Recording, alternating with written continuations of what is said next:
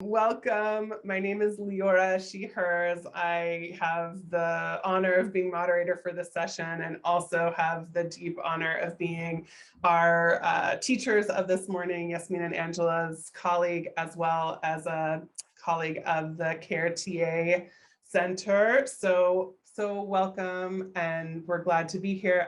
I want to do a warm welcome to all of us to be in conversation around expanding and embracing postvention for crisis recovery and renewal.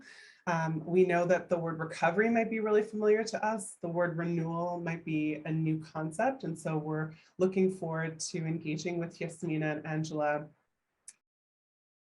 I want to offer that, of course, you'll probably see this slide throughout today. We want to offer that all of the opinions and views that Yasmina, Angela, and that hopefully you all bring to this conversation are theirs and yours only. We're really grateful, and I know the CARE TA Center is grateful for funding from the California Department of Healthcare Services, and the views of Yasmina and Angela and all of yours are yours only. So we're so grateful for them to bring their own expertise into the conversation, but we really want to welcome you, especially in the conversation around suicide postvention, and especially because the verbs are expanding and embracing.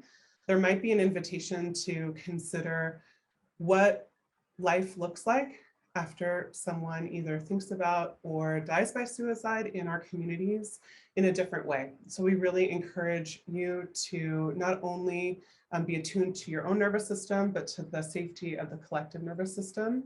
We invite you in the chat box to please share, especially because of the amount of expertise we're seeing in the chat box, to please share your thoughts, your wonderings, your expertise, and to use I statements so that we know that it's coming from you or in your experience, and that only.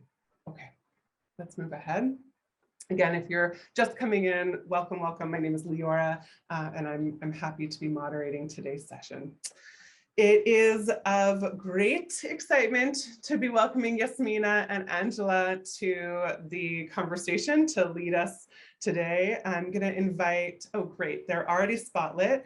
Yasmina and Angela are both colleagues of mine, and secret sauce is that they're here to share their perspective through another project called the School Crisis Recovery and Renewal Project. You can go to that website at www.schoolhealing.org.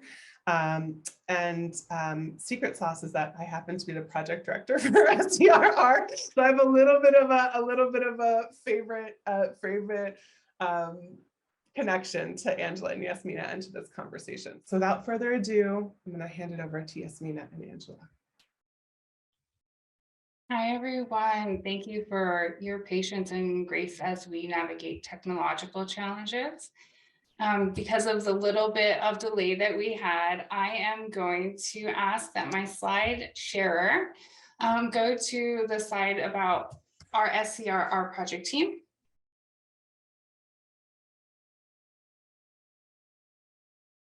Here we go. Okay, cool.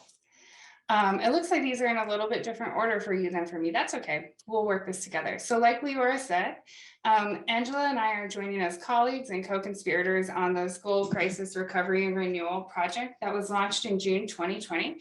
We're funded by SAMHSA, and we're a part of the National Child Traumatic Stress Network. We support students, educators, school staff, and school-based clinicians to effectively implement trauma-informed supports on the crisis recovery and renewal strategies. There's a ton of information available on our website, and the document that if you only have time to read one thing, some of our flagship documents, the flagship modules to crisis recovery and renewal, can really help introduce that new concept of renewal that might be new if you have been working in the field of crisis response for a while. Can we go to the next slide, please?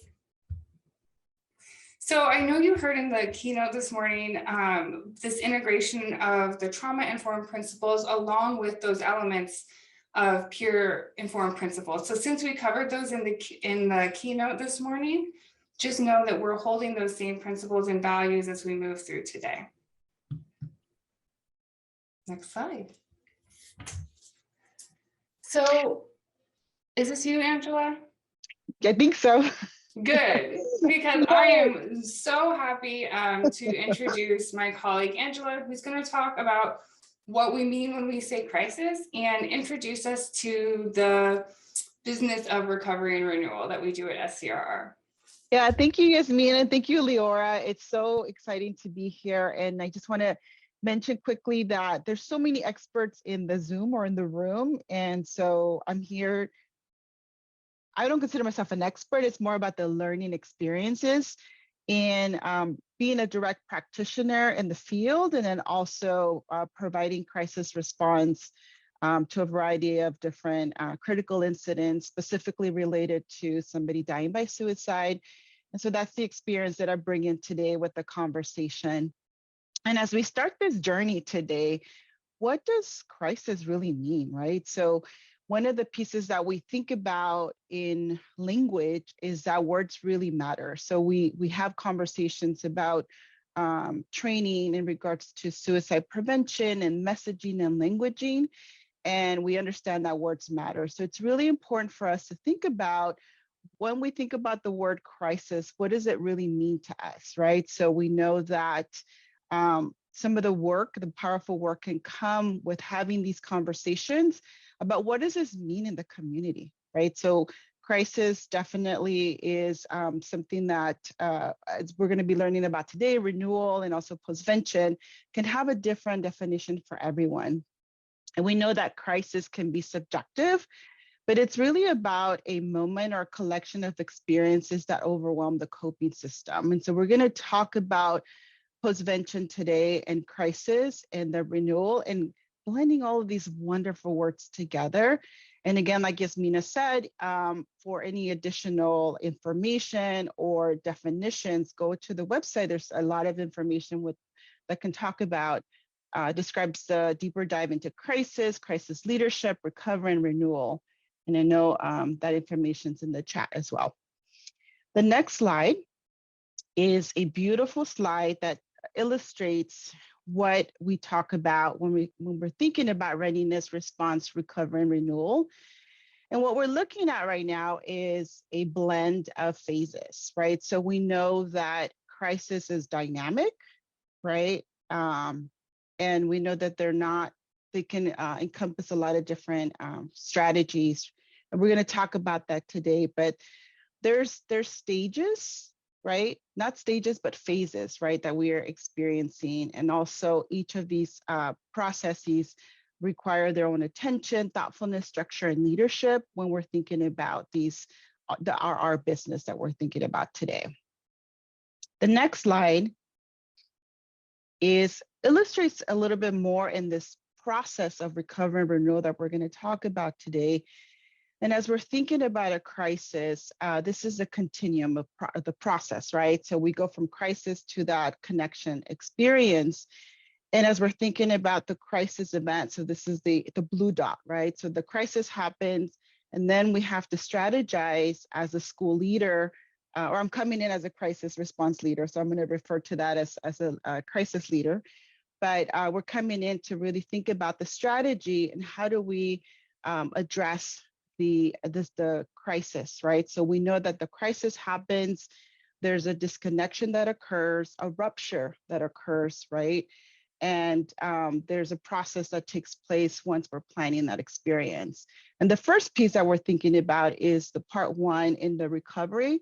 So once a crisis happens, we think about the safety and the stabilization for that particular individual, community.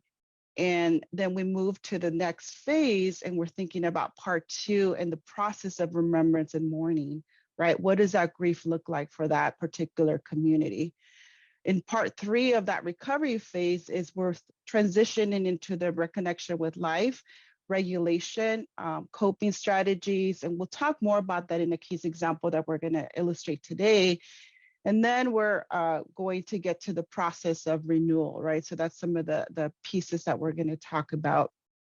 And I know in one of the SCRR conferences that we just experienced or that I was part of, I learned a lot in regards to what postvention means, specifically related to messaging and also the big piece about what happens after we support that in the community or the individual after an event. Like we're, coming in as a responder for the incident, and we're there for a week, maybe 2 weeks, but then the response team leaves, but there's still that grief that the community is experiencing. So I thought I had a lot of different thoughts about that experience and connection as a crisis response leader. In the next slide, Leora talked about this already in regards to resources, but I'm going to hand it over back to Yasmina to talk a little bit more about this process. So if you were joining us and part of your work is related to crisis response, recovery, or just in the mental health workforce, we know that this topic in particular, even just listening to Eliana's keynote talking about the different statistics and changes, we know that this conversation can be activating at times. So I highly encourage you to use the resources, any of these resources listed here, if at any time you need to take care of your wellness. But know that today we are going to spend time specifically talking about the loss related to suicide death and how to support the recovery and move into the phase of renewal on a school campus. Go ahead and change to the next slide. So today we're going to open with, what does postvention mean? What does it mean in a school context? And if you're a community health partner looking to work with schools, having shared common language across sectors is super important. So if you're working with an educator who may not have experienced crisis, let alone recovery and renewal, taking time to talk with those school leaders about what postvention is and what it is not can be very helpful in being able to provide the right and necessary supports for kids. We'll talk about a case example and leadership considerations on that roadmap of renewal and recovery. Next slide, please. So when we talk about postvention, what does it mean? And why aren't we just calling it grief support? Why aren't we just calling it a typical crisis day, if you will? Postvention is a specific type of support for a unique type of grief. Postvention is a term that is often used in the suicide postvention field. The definition that I'm going to share with you is from the National Survivors of Suicide Loss Task Force. Postvention is an organized response in the aftermath of a suicide to accomplish any one or more of the following: to facilitate the healing of individuals from grief and the distress of suicide loss, to mitigate other negative effects of exposure to suicide, and to prevent suicide among people who are at risk after exposure to suicide. So a simplified way to see that is the purpose of postvention is grief support, but it is also a means to prevent additional loss and harm. And why is postvention important?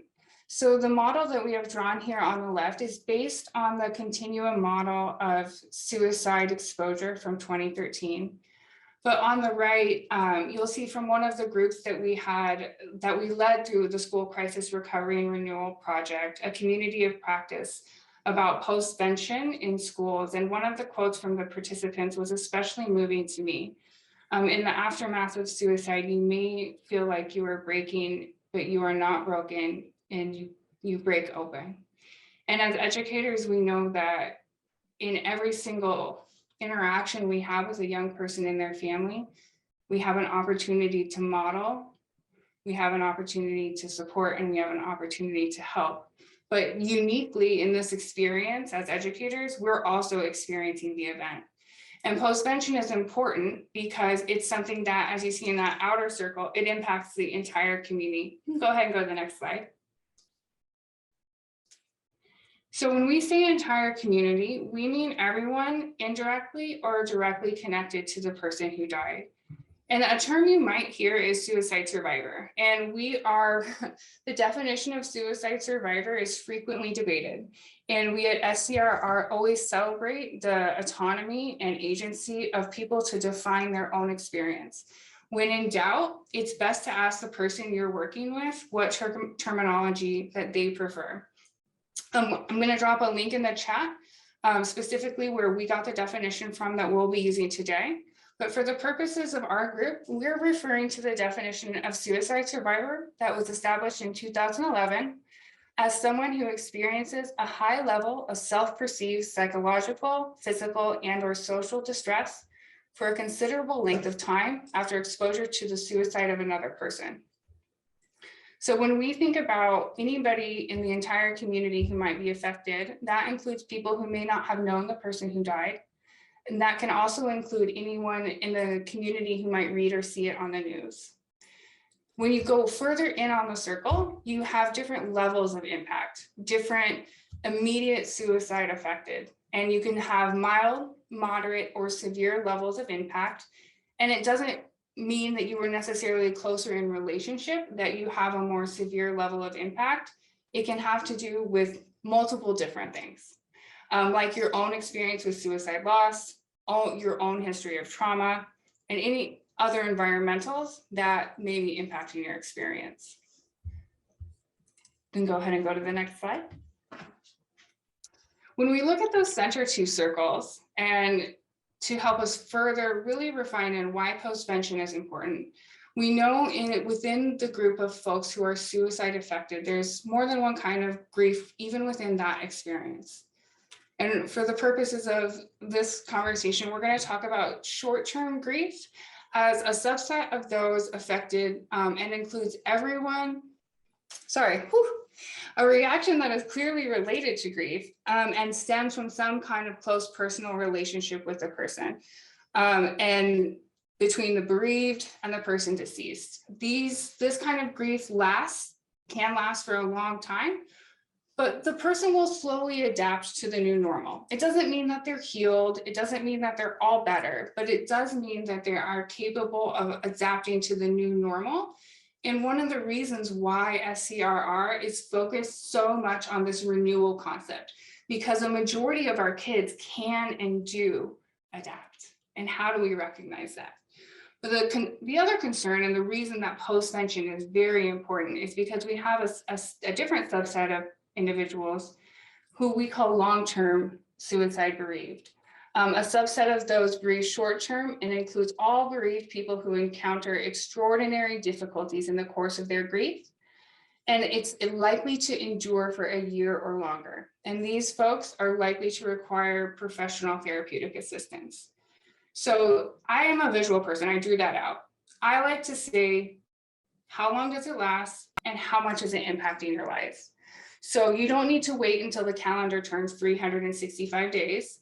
If this person is unable to participate meaningfully in work, relationships, family, or school, you might not need to wait the whole year.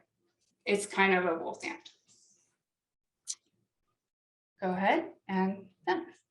So now I want you to take out a pencil and piece of paper, because we're going old school in this digital world.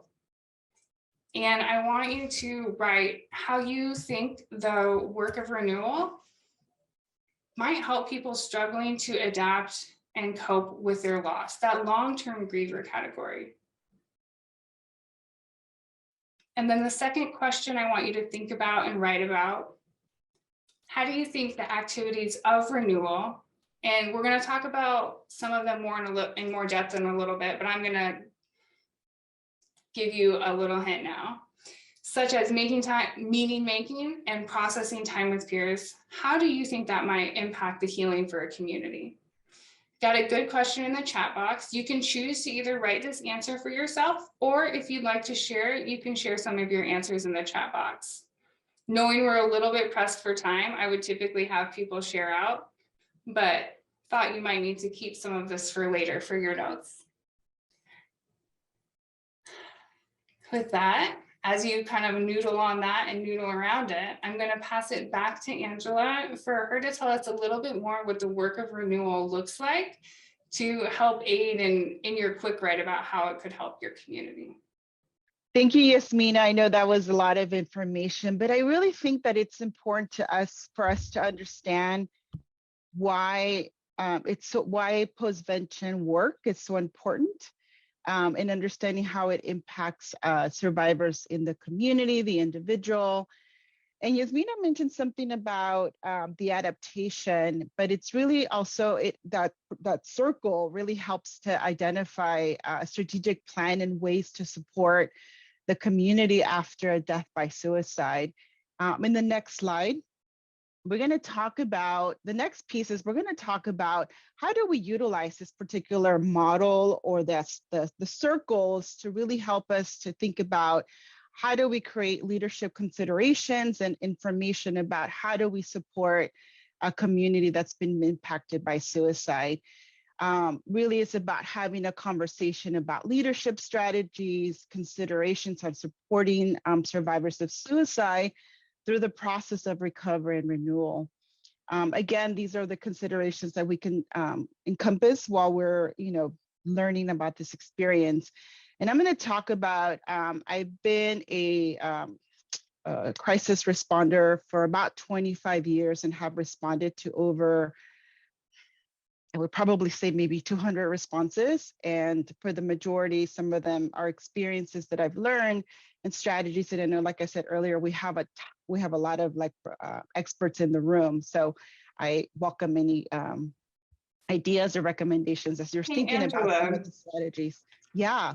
Can we do a quick recap because I noticed a few people joined us right after the beginning. So for anyone who's just joined us a little bit late, can we do a quick recap of what renewal is? I got a good question in my DMs. Okay, sounds good. Yeah, we can talk about those pieces definitely for sure. Thank you. Sorry, I didn't mean to interrupt. No worries. So in the next slide, we are going to talk about a little recap in the renewal piece in the next section. So I'll bring it back on that piece as well. So let's talk a little bit about recovery and what the strategic planning looks like in postvention work. So we're thinking about these 4 areas. There could be more areas, but these are the 4 areas that we're thinking about in the experience of recovery. So Yasmina talked about the impact, right? The circles, the direct impact of the individuals. And we mentioned earlier that it's important to include individual and the community in their definition about what crisis means to them, but also what do they need, right? That's a big question that we always think about, that sometimes we forget about the community. We're very involved in the crisis work and the planning that we forget about what does the community need? And then as a incident leader or crisis responder, these are some of the pieces that I often talked about and included in my planning after a response. But these are some of the essential pieces that the community has indicated research-wise and also experiences and what they need in recovery after a suicide, what they've experienced a suicide. So the first piece is the strategy and community needs, right? So one question is, what do the survivors need? What types of resources are available in the community? And what information do they need, right? One of the pieces that we think about what the bereaved want and need, they talk about good social support from family and friends, right? So that's important about that meaning making that Yasmina was talking about. They also want to have contact with other loss survivors. What is their experience? We know suicide is a complicated process, and we have a lot of questions after that. Guidance on how to help their children cope with a suicide loss. Oftentimes in my responses, facilitating town hall meetings, parents just want to know what to do. They need that information. How do we support our child? What do we look for? And also assistance from professionals with the grief and trauma that happens right after. What are some of the reactions to the event, right? And so that's really important. Messaging is extremely important during this experience as well. And we want to also make sure that there's useful information that's out there and receiving compassion from responders. Yasmina talked about the importance of we're doing the work, and it's very important for us to also think about how do we recover from this experience ourselves. And those are some of the strategies that I've also provided to the responders that I supported through the experiences is making sure that they were able to have fresh eyes and ears in the response, because it's also impacting us as responders as well. And they also have reported that they want practical assistance and also support from social networks and communities. And this is where it's important for us to have a strong coordinated response. There is one particular program that I'm based out of Long Beach, California. So my neighboring county is Orange County. And there's a program called Trauma Intervention Program in Orange County, California. And whenever there's a incident, a critical incident, a student or a family member, a community member dies by suicide, or just there's a incident that happens or a death, the county office of education works in partnership with the coroner's office and also the trauma intervention program. And there's a coordination of information that's provided. And the county office of education then contacts that school mental health lead to give as much information as they're allowed to, because it's confidential. But the goal is to provide that support to that community after that death that occurs, specifically related to suicide. So we start planning at that process. So it's really nice to have that opportunity to be able to have that collaboration so that we're able to provide that coordinated response. And this is the question here. What are the available resources? That's just one example. There's probably hundreds of great collaborations and programs out there, but it's really about having that coordinated response. It's really important in that recovery process. And also making sure that there's trained responders available. Are there any community agencies that offer specialized services as well? And also, are these services culturally responsive, right? So being aware of how each community responds to death, right? And honoring some of those practices as well. We've done that in our responses also. And also how might we help the survivors make sense of the death? We talk about those pieces with suicide is very complicated. And so how can we support that, the community in that experience as well? So there's lots of planning questions, strategies and policies that are available, but these are some of the pieces that are really important to help support in that recovery process after death by suicide. The other piece that we think about is post-traumatic growth. Yasmina talked about the impact of survivors. We also know that there could be a likelihood of developing some form of post-traumatic stress disorder after a certain a death by suicide. And this is where responders come in and have conversations about what types of supports are available for individuals. And I'll talk a little bit more about that in the example as well. And the we didn't set this norm with each other, Angela, but is it okay if I jump in? Yeah, that's because fine. Something you said about post-traumatic growth, I don't know if I shared at the beginning, but I'm a person who experienced loss at a young age. And I think this idea of post-traumatic growth is so tied to this idea of renewal, especially for young people in our school settings, because we have the opportunity to help kids process beyond that immediate response, which as educators or clinicians in a therapeutic setting, we're really, really primed to do. We just might not all be calling it renewal right now, but I bet that a lot of us innately do some of these things. Yeah, thank you for sharing. And thank you for sharing your experience as well. I know for me, I come in also as I have experienced a lot of trauma growing up, and then about 20 years ago, there was a experience that I went through, but having all of these supports really helped to navigate that renewal experience for me, and really talking about beyond the grief, because that's a nice transition to that piece. Because I also think about grief as a paperclip. I always use this example in that whenever you pick up one paperclip, right, you just want one, and then how many show up, right? There's a bunch that are attached to that paperclip.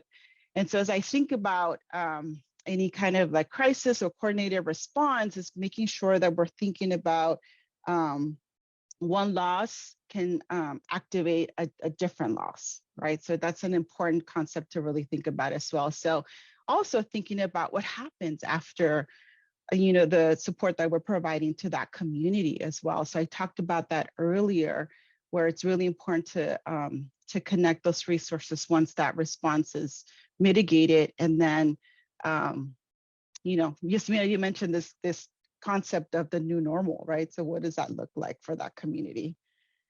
The next slide is another adaptation of the way that, we kind of think about that particular model that Yasmina talked about, the continuum of suicide impact. But it's also now an adaptation of what a response could look like. And I know we don't have a lot of time, but I'm just kind of quickly describe this particular strategy. And this model is adapted from Dr. Patty White and Critical Incident Stress Management through ICISF. And this is the triage model that we look at and how we as crisis leaders can create an effective strategic plan to support us survivors, right? So the middle, the yellow, the circle, that's the direct impact of connection to that survivor, right? So it could be friends, it could be family. The on-site, which is that green circle, is anybody that's affected that could be part of either the school environment, the work environment, right? So we start to think about strategies.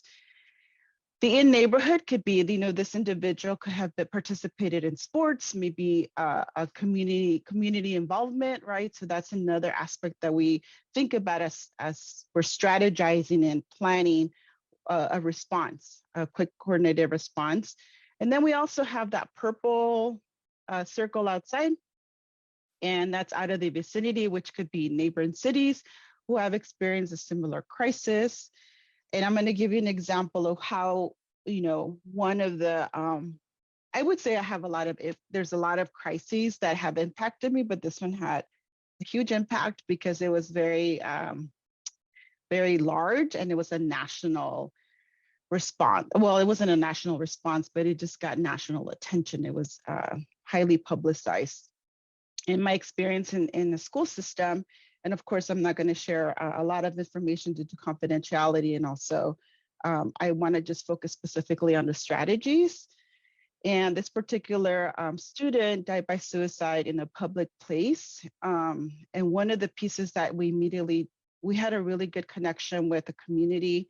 So we received information super quickly, and we were able to strategize. So the day one mainly is to plan it out. But how we were thinking about this circle and the strategy is really thinking about those individuals that were impacted and how, who do we go to first, right? So because there's so many individuals that were impacted in this particular incident, but it's one of the pieces that we focused on first was the one closest to the student, right? Which were the teachers, friends. The student was part of a sports. And so we connected those individuals first. And we also did other components to this strategy in that we wanted to make sure that we connected with the family. And we knew that they were going to receive a lot of community support, right? But we didn't want to overwhelm the family. And so we wanted to make sure that we connected, and we assigned a parent liaison to meet with the family so we can have a coordinated response. What do they need from us? What do they need from the school system, from the community, and meeting to make sure that they're receiving the support. And also honoring the confidentiality of the student.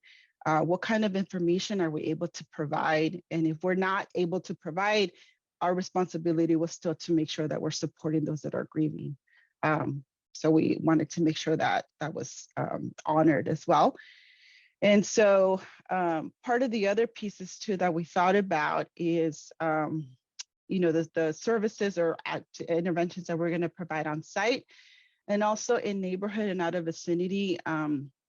Some of the information was published and was placed, put into Facebook, and it was placed everywhere, so it got some national news and attention. So we worked very closely with the Public Information Office and the community and also the family to find a good messaging and positive messaging to make sure that we're still honoring confidentiality, but we're also honoring the grief that was happening in the community and just really stay focused on that aspect. So I'm just going to make it like a little brief, but those are some of the pieces that we talked about that we considered as that renewal process and experience. And once we were done after our 2 weeks, we weren't done, but just after we completed our response, we wanted to train the staff and also debriefed and had conversations about what does the school need from this point on, and contracted with several organizations to provide some continued support and work. And there was also the family opened up a foundation, and there's a lot of support that's being provided to the community through that foundation. And so in most cases, what we know is that several intervention tactics will be necessary. Research does indicate that a blending of support services has a more powerful effect than just having one application and only one focus. And this is how, as school leaders or crisis leaders, we can think about strategies to be able to have that experience to make sure that we're helping the community to go through that next process, which is the renewals stage or phase. Next slide. So we're gonna take a deep breath. There's a lot of information. Deep breath. And so one of the pieces about the renewal experience, and Leora mentioned this in the chat, is a renewal practice connected to Angela's case study might be circling up a year later to reflect what stories surfaced through media attention, why and how, what harm surfaced that needs repairs years later. Excellent, Leora. I think you were at the response because that's exactly what we did. We had, there was a task force that was developed to there was so many different themes that came up, and that's one of the other areas that we look at as crisis leaders, is what themes are coming up so that we can support and organize. The themes were addressed on a daily basis.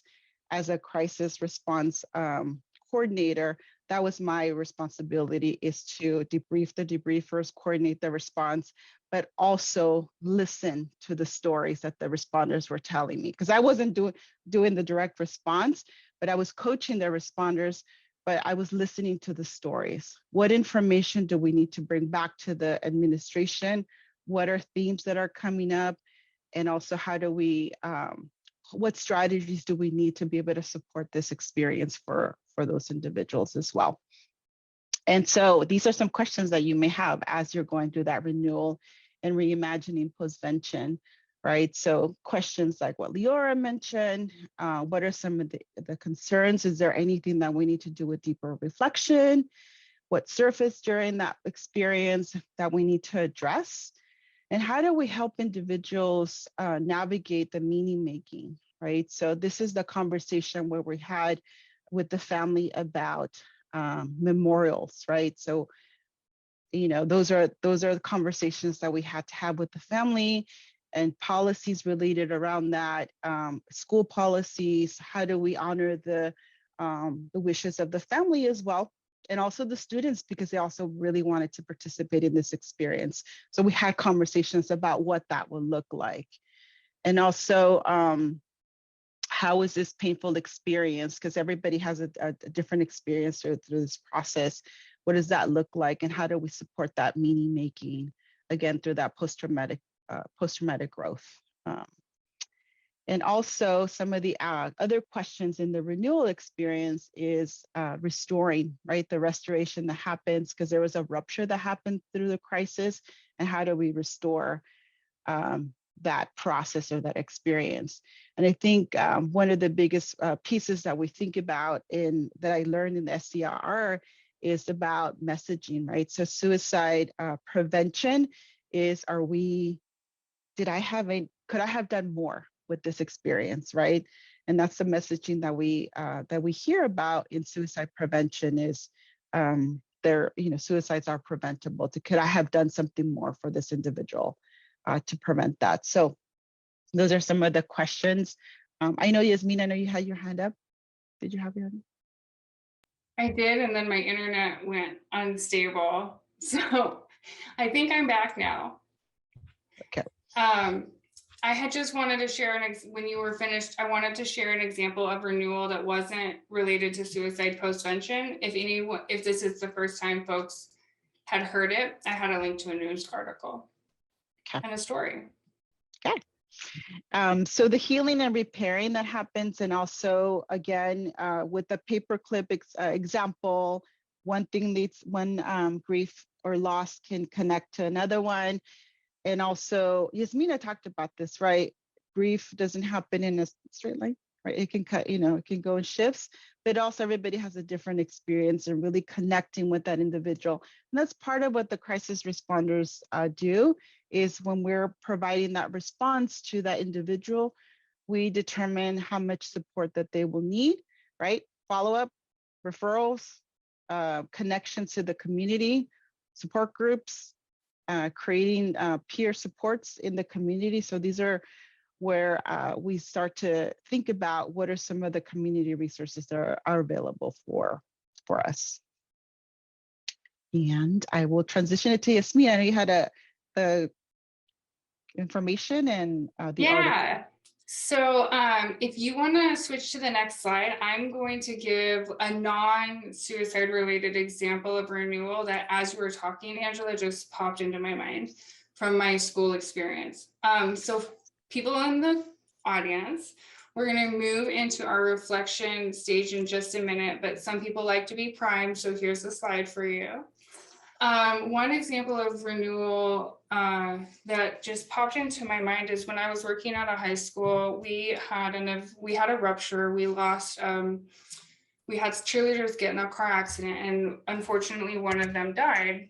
And a couple of years later, I was still working in the front office as a mental health professional when I got a random reach out from one of the people who had received some of the organs from our student that had died.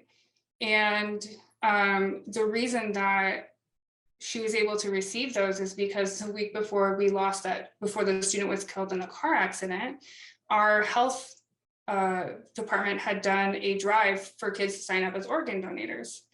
And we were able to invite this parent back to this mom and her child back to our school. And she got to come talk to the cheerleading team, the teachers that were impacted by the loss of that student. And I know that they all do like marches and walks together every year still in honor of that student. And so that has become a practice and something that has kept that group of people together in this reimagining of the future after a loss and the immediate response is over.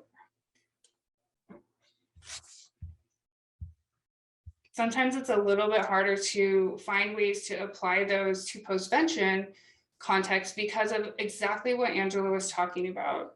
The stigma we hold around suicide, the shame that suicide survivors carry, and the way that we addressed suicide prevention within the model of postvention can sometimes be problematic and harmful. So if we're taking the approach of helping school communities renew. Thank you, Leora. We would love it if right now you could share in the chat, if you don't have any questions, some ideas, quotes, or takeaways that you want everyone to know. 2 wonderings or curiosities. And if you like numbers, 1 aha or appreciation.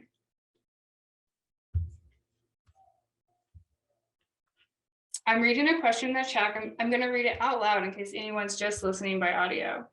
It's from Liz. I have a question about a large group intervention after a suicide. When it happened at a neighboring school this year, a few parents wrote me and asked me to bring together all of our students to process. I've been cautioned not to bring large groups of students together to memorialize a student after a suicide because of risk of contagion glorification. Are there ways you all think it is appropriate to bring a large group of students together to process. Angela, I'm going to pass this to you because I know you have a lot of experience in this. Yeah, so there's a couple of different things. So I'm trained in critical incident stress management through the International Critical Incident Stress Foundation. And there's different models and interventions that are provided through there. And so in general, what we did for this particular scenario is we did one thing. We did a couple of town hall meetings.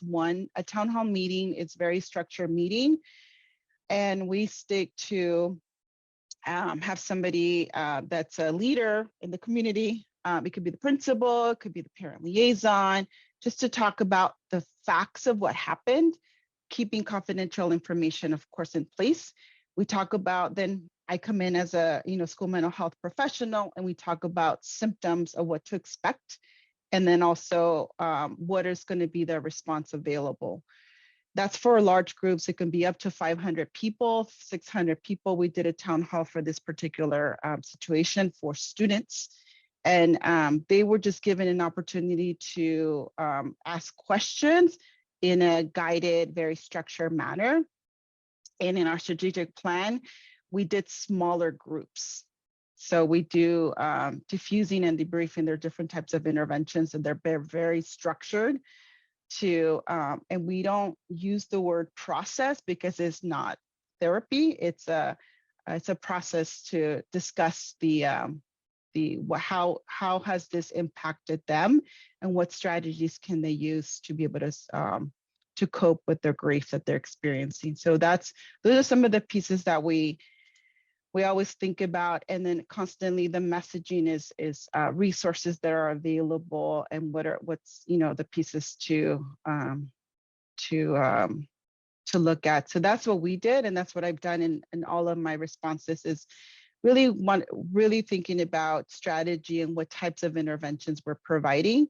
Large ones like this, don't recommend it, because then you can't identify which students are being impacted, because you're going to have more students talking versus others, and you don't have an idea as far as like who's directly being impacted. So the smaller the group, the better it is, so you can provide more strategy and support.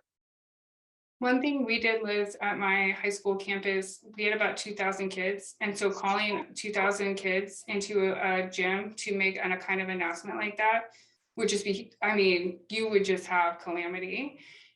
So when we had days where we needed to make mass announcements like that, we would call staff meetings the morning of and provide them all a script and give them all the opportunity to say, I don't feel comfortable reading this. I need a member of that team to come with me. Exactly. Yep. Doing classroom announcements are very practical also. You just want to be able to guide individuals to the support that's available on campus, much more organized and strategized. And I think there was one question in the chat about what kind of training was provided to the parent liaison. So this is a very original position that this particular school site created. So it's actually a parent in the community who's the liaison, and they were paid out of PTA funds, and they were just liaised in any kind of like situations, in these situations, crisis related, non-crisis related. But the training is exactly what Yasmina was talking about. They don't get official training. We have a staff meeting, a planning meeting with the administration first, recommendations to the staff, to the administration about what supports the team can provide, and then also highlighting who that parent liaison is going to be. Generally, it's somebody that's really connected to the individual, to the family. So it could be a school counselor, it could be an administrator, but they all receive some type of crisis response training or work. I'm getting another good question in the chat. That also happens, this one happens to be from Leora. I would love a moment and love to invite Leora to fill in any blanks that I miss. because I've been a little scattered today. Our upcoming programming, the one I'm going to plug is our Life After Loss educator tables are revamping off in the fall. And our Life After Loss educator tables were created in partnership with our colleagues at the dinner party, hoping someone can drop that in the chat for me. The dinner party is an amazing organization that typically offers informal grief support for 20 to 40 somethings who've experienced loss. And it's exactly like it sounds, they just have dinner. So we wanted to apply that kind of same learning to educator spaces. And I'm one of the facilitators for that.